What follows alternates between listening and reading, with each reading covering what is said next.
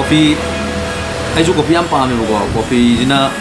adum isaje alert ko hen mata adu gi sum thabak to bu nungai che bana to ana coffee out de yade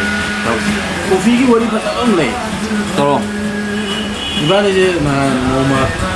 thabak sorom ban adagi mana coffee jam thani ba nami che coffee jam thani ba ma je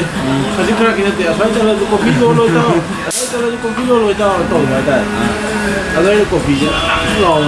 changgung ni to coffee je kar kat to lon ba na ado ahing ma sum tum ahing ma sum tum agoi bikak habit pi thar ga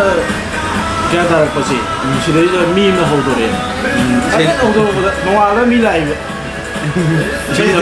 visiting la ko visiting la coffee je be careful don't overdo it